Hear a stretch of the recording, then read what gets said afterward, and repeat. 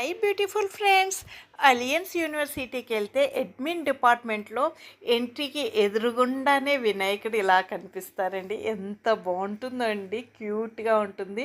వుడ్దండి, ఇక్కడ అన్నీ వుడ్యే టేబుల్స్ అన్నీ ఉంటాయండి.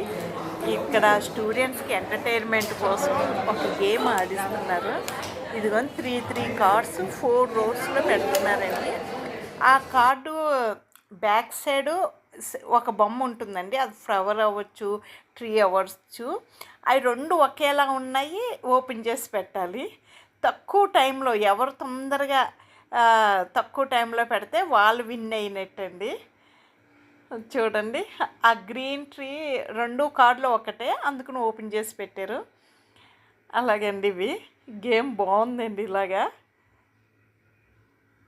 చూడండి, ఇంకోటి కూడా మ్యాచ్ అయ్యింది.